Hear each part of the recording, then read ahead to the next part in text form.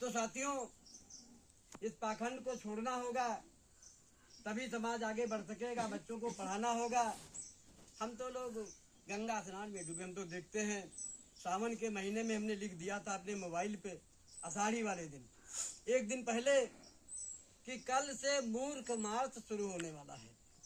मूर्खों की तैयारियां जोरों पे शुरू होगी और पढ़ाई लिखाई छोड़ के मूर्खता की तैयारी में बच्चे लगने वाले हैं। और इस जन्म को सुधारने, अगले जन्म सुधारने के लिए इस जन्म को बर्बाद करना कल से शुरू हो जाएगा। हमने फेसबुक पे डाल दिया, 4-5 ग्रुपों पे डाल दिया। पूरे प्रदेश से इतनी भाई साहब गालियां खाने को मिली जिसका ठिकाना नहीं। FIR होती बची। एक निगासन का है गुप्ता मीडिया वाला, उसने कहा नेताजी आप मेरे यहाँ चुनाव लड़ने आते हो, निगासन में विधानसभा लड़े हो और इस प्रकार की बात लेकर। हमने कहा विधानसभा तेरे बाप की नहीं है, वो हमारे देश की है, हमारे प्रदेश की है, कोई भी लड़ सकता है। कहा आप पे मुकदमा करेंगे। तो हमारे लड़के ने लिख कर डाल दिया, इंजीनियर है, रायबरेली में इस समय है, अश्विनी, अब भाई साहब जानते हैं, प्रधान जी जानते हैं और भाई साहब भी जानते हैं। उसने लिख दिया मंदिर एक दुकान है, पुजारी उसका मालिक है, हम सब उसके ग्राहक हैं। और बवाल खराब हो गया। फिर भतीजा सीतापुर में पढ़ता है, उसने लिख दिया कि जो है, जो बहन बेटी जो घंटे की आवाज सुन लेता है, जो प्रसाद खा लेता है, बहन बेटियों की चीख की आवाज नहीं सुन पाता है, ऐसे भगवान को हम भगवान नहीं मानते हैं। फिर भाई खड़ा हुआ भगवान। तो फिर वो जिद कर गया, FIR करेंगे। वो गुप्ता ने कहा करिए यार, कम से कम कोर्ट में जवाब देंगे। इतनी सालों की हिम्मत कहाँ है जो FIR करें, खाली दौड़ देते रहते हैं। तो मित्रों, हमने पेटकल भी किया है। मेरे बेटे का जन्म 1900, जो इंजीनियर है, 1988 में हुआ। 1988 में हुआ। मैं आज पेटकली बात आपके सामने, हृदय की बात रखना चाहूंगा। अश्विनी उसका नाम है। तो 1 बजे दिन में उसका जन्म हुआ। तो हम एक डॉक्टर उस समय अपने समाज में नहीं हुआ करते, तो एक दीक्षित जी डॉक्टर थे, सुरेंद्र दीक्षित।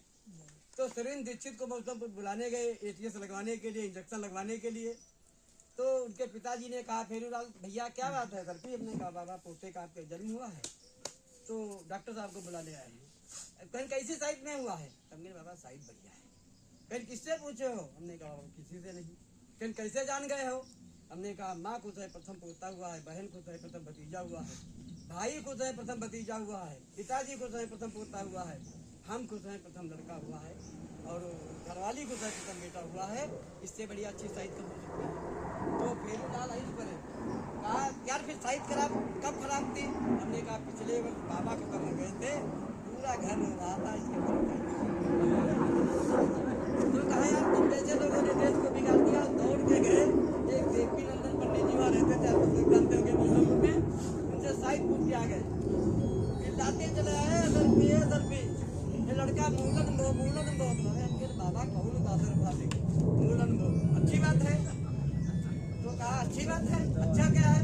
हमने कहा मूल माने जड़, जो लड़का जड़ से मजबूत हो उसमें क्या कहने वाली बात? कहना मूल शांत करवानी पड़ेगी। हमने कहा जिसकी जड़ ही काट दोगे वो बाहर। हमने भाई साहब मूल शांत नहीं करवाया। अपने मामा को बुला के, बिरादरी को, पंडित को बुला के हमने नामकरण करवाया। 26वें दिन नहीं, 17वें दिन। तो हमारे परिवार के लोग खाना खाने के लिए नहीं तैयार।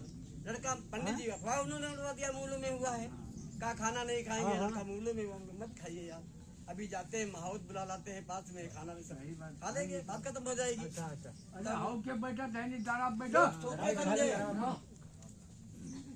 कहा ये अतरफी पाल मानने वाले नहीं हैं भाई, सब लोग खाना खाओ। सब लोगों ने खाना खाया। तो वही लड़का इंजीनियर बना, जिसके हमने साइट नहीं पूछा, बहु अध्यापक है।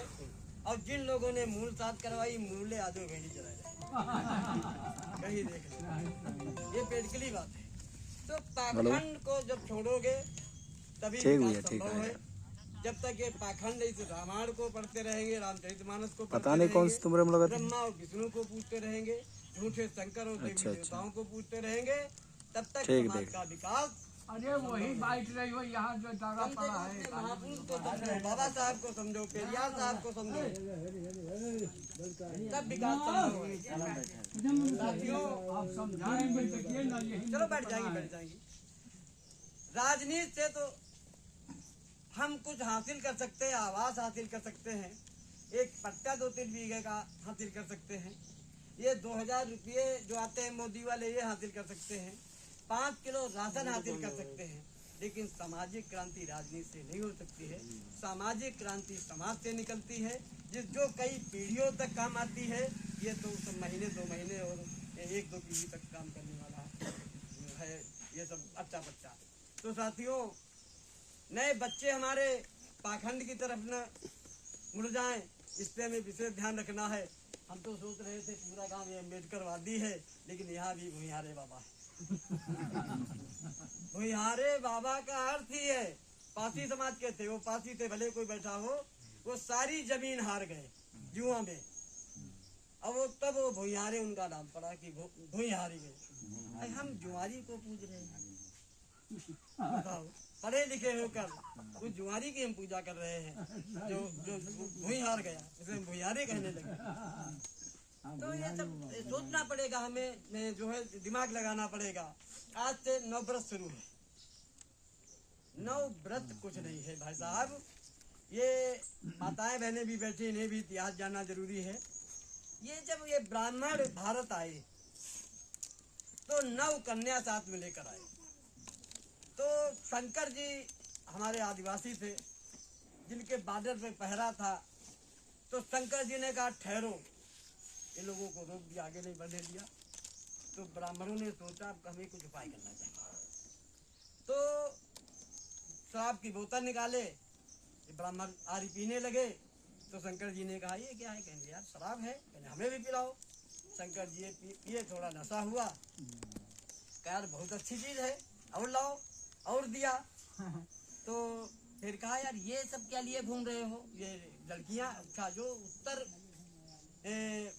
देश की लड़कियां महिलाएं थी वो सुंदर थी, उनका रंग गोरा हुआ करता था, तो गोरी चिट्टी लड़कियां थी 9। तो शंकर जी से कहा भाई जरूरत हो ले लो एक। तो एक पार्वती नाम की लड़की शंकर जी को दे दिया। बादल खुल गया, टैक्स जमा, बादल खुला, ब्राह्मण अंदर बढ़े। यही इन 9 लड़कियों को दे दे के सारे राजाओं को मरवा दिया, सारे देश पे कब्जा कर लिया। उन्हीं 9 दुर्गा लड़कियों की आज ब्राह्मण पूजा करवाता है। मेरे लिए किया है तो बाबा साहब ने संविधान देकर किया है। आज मेरी स्थिति आप लोग सुनते होंगे, आप नए लड़के नहीं जानते हैं, ये दादा बैठे हैं बुजुर्ग, इन्हें जरूर मालूम होगा मेरी स्थिति क्या थी। हमने भी देखा है, कक्षा 3, 4, 5 में पढ़ते थे तो ब्राह्मणों के दरवाजे स्कूल लगता था। जब हम पानी पीने जाते थे तो पहले तो स्नान करता, स्नान करने के बाद फिर घंटों सूर्य पे पानी चढ़ाता। पागल, अब सूर्य कहीं पानी सूर्य तक पहुंचेगा, उसके बाद महादेव पे जाके पानी चढ़ाता वो पंडित, उसके बाद हमें पानी पिलाता। तो हम लोग जुड़ुआ पीते, जुड़ुआ पीने के बाद भी फिर उस लोटा को मिट्टी से वो मांगता, क्योंकि ये छूत हो गया। यार क्या छूत, कहीं मछली है जो धार पे चढ़ गई। हम लोग लोटा छूते भी नहीं थे, फिर भी वो मानता था। हमने भी ये देखा है कि वो सम्मान हम लोगों का नहीं था, लेकिन आप लोगों ने तो बहुत कुछ देखा होगा। बाबा साहब ने संविधान बना के हम लोगों को जिंदगी जीने के लिए अवसर दिया। हमें पूजा करना है तो बाबा साहब की करना है। कांशीराम साहब ने समाज को जगाया। उत्तर प्रदेश की सत्ता पे 4 बार आप सत्ता पे बैठे तो मानवता की, संत गाड़िए की पूजा करना चाहिए, संत रविदास की पूजा करना चाहिए। पूजा का मतलब अगरबत्ती मत लो, पूजा का मतलब प्रसाद लेकर मत खिलाओ, पूजा का मतलब मोमबत्ती मत जलाओ, उनके आदर्शों पे चलो, अच्छी पूजा ही। हमने पुल पर लिखा देखा था कल्याणपुर के 1982 में, जो पिता के किए हुए कर्म की उन्नत करे वही सच्ची संतान है।